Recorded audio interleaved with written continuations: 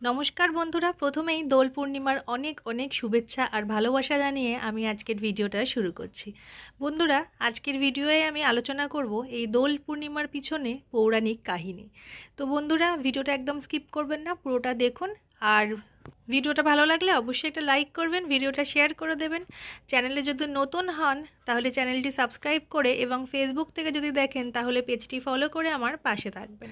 বন্ধুরা, দোল পূর্ণিমা কোন মাসে পালিত হয়, এছাড়াও এই বছর দোল পূর্ণিমা কবে পড়েছিল, পূর্ণিমা তিথি কতক্ষণ থাকছিল, এছাড়াও দোল পূর্ণিমায় গোপাল সোনা এবং রাধাকৃষ্ণের পূজাবিধি, এই নিয়ে তো আমি ভিডিও অলরেডি আপনাদের সঙ্গে আগেই শেয়ার করেছি। তাই সেই পূজাবিধি অনুযায়ী আমি আজকে পূজা করছি। সেই কারণে আজকে আর আমি কিছু বিস্তারিতভাবে বলছি না যে পুজোয় কী কী নিয়ম করছি বা না করছি। আজকে আমি এই দোল পূর্ণিমার পিছনে যে কাহিনী আছে, ন্যাড়াপোড়া কেন হয়, সেই গল্পগুলোই আপনাদের সঙ্গে করব। যদিও আমরা অনেকেই, প্রায় প্রত্যেকেই সেই ঘটনাগুলো সব জানি, তাও আমি ভাবলাম একবার বলি, আমারও ভালো লাগবে এই টপিক নিয়ে আলোচনা করতে। আর সঙ্গে সঙ্গে কেউ যদি না জেনে থাকে তাহলে তারও জানা হয়ে যাবে। তো চলুন শুরু করা যাক। পৌরাণিক আখ্যান অনুযায়ী ভগবান বিষ্ণুর পরম ভক্ত ছিলেন অসুররাজ হিরণ্যকশিপুর পুত্র প্রহ্লাদ। নিজেকে ঈশ্বর ঘোষণা করেছিলেন রাক্ষস রাজা। অহংকারী রাজার উপর ব্রহ্মার বরদান ছিল, দিন বা রাত, গৃহের ভিতর বা বাইরে, মানুষ বা পশু, কেউই হিরণ্যকশিপুকে বধ করতে পারবে না। এরপর নিজের পুত্র প্রহ্লাদকে হত্যার পরিকল্পনা নেন রাক্ষস রাজা। নিজের বোন হোলিকার কাছে সাহায্য প্রার্থনা করেন।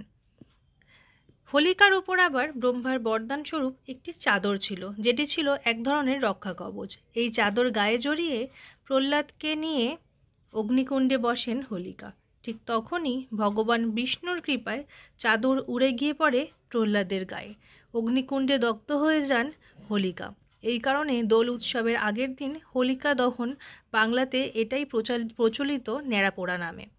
ভক্তদের বিশ্বাস এই দিন সকল অশুভ শক্তির নাশ হয়। অনেকে আবার হোলিকার উদ্দেশ্যে মাটির পুতুল বানিয়ে ওই শুকনো ডালপালার ঘরে রেখে জ্বালিয়ে দেয়। ওই দিনটি মানুষ নানাভাবে পালন করে এবং পরের দিনই হয় দোল উৎসব। ভগবান বিষ্ণু তথা কৃষ্ণার পুজো করলে জীবনে সমৃদ্ধি নেমে আসে ভক্তদের। এছাড়াও পৌরাণিক কাহিনী অনুযায়ী দোল পূর্ণিমার দিনে শ্রীকৃষ্ণকে স্মরণ করার কথা বলা হয়েছে। এক্ষেত্রে হোলিকাকে পুতনার ভূমিকায় রাখা হয় এবং পুতনার বীজদূত শ্রীকৃষ্ণ পান করেননি, বরং তার রক্ত পান করেন। এইভাবেই ভগবান বধ করেন পুতনাকে। এর ফলে শ্রীকৃষ্ণের গায়ের রং নীল হয়ে যায়। বিশ্বাস মতে দোল পূর্ণিমা হল পুতনা বধের পরের উৎসব। এছাড়াও হিন্দু পুরাণে প্রায় 2000 বছর আগে ইন্দ্রদম্নের দ্বারা গোকুলে হোলি খেলার প্রচলন রয়েছে, প্রচলনের কথা উল্লেখ রয়েছে। তবে ইতিহাস বলছে প্রাচীন ভারতে ইন্দ্রদম্নের নাম একাধিকবার রয়েছে, তাই ইনি আদতে কে ছিলেন সেই নিয়ে বিতর্ক রয়েছে। আবার বসন্ত পূর্ণিমার দিনে ভগবান শ্রীকৃষ্ণ কেশী নামে একজন অসুরকে বধ করেন। কেশী একজন অত্যাচারী এবং নিষ্ঠুর অসুর ছিলেন। এর জন্য এই অত্যাচারী অসুর দমন হওয়ার জন্য এবং অন্যায় শক্তি ধ্বংস হওয়ার জন্য আনন্দ উৎসবে এই দিনটি উদযাপন হয়ে থাকে। হিন্দু শাস্ত্রবিদরা বলেছেন এই দোল পূর্ণিমার দিনটিকে গৌর পূর্ণিমাও বলা হয়। তার কারণ 1486 সালের 18 ফেব্রুয়ারি শনিবার দোল পূর্ণিমার তিথিতে শ্রী চৈতন্য মহাপ্রভুর জন্ম হয়েছিল। পাশাপাশি এই বাংলাতে দোল উৎসবের সূচনাও শ্রী চৈতন্যদেবের হাত ধরে হয়েছিল। 1515 খ্রিস্টাব্দে তিনি গৃহত্যাগ করেন এবং নবদ্বীপ ত্যাগ করে বৃন্দাবনে গিয়ে সেখানে রং খেলা দেখে অভিভূত হয়েছিলেন। তখন থেকেই নাকি বাংলাতে দোল উৎসবের সূচনা হয়। ভক্তদের বিশ্বাস এই দোল খেলায় ভগবান শ্রীকৃষ্ণও হাজির হতেন মহাপ্রভুর সঙ্গে দোল খেলতে। আবার কোনো কোনো গবেষক মনে করেন প্রায় 2000 বছর আগে রাজা ইন্দ্রদম্ন প্রচলন করেছিলেন দোল উৎসব। 7ম শতাব্দীতে সম্রাট হর্ষবর্ধনের লেখা রত্নাবলী নাটকেও হোলি খেলার উল্লেখ রয়েছে।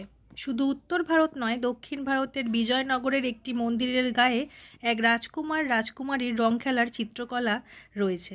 এখান থেকেই বোঝা যায় যে দোল সারা ভারতবর্ষব্যাপী প্রচলিত ছিল।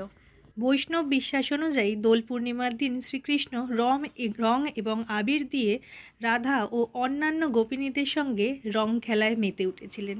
বিশ্বাস মতে দোল খেলার উৎপত্তি সেখান থেকেই শুরু, যা আজও সমানভাবে এগিয়ে চলছে। তো বন্ধুরা, এই ছিল নানান কাহিনী যা আপনাদের সঙ্গে আলোচনা করলাম। যাই হোক, আমার পূজা তো পুরো দেখলেন। পুজো কেমন লাগলো, আমার গোপাল সোনাকে রং মেখে মানে আবির মেখে কতটা মিষ্টি লাগছে সেটা কিন্তু অবশ্যই জানাবেন।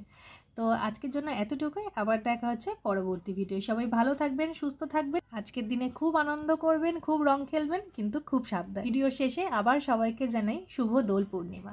জয় গোপাল।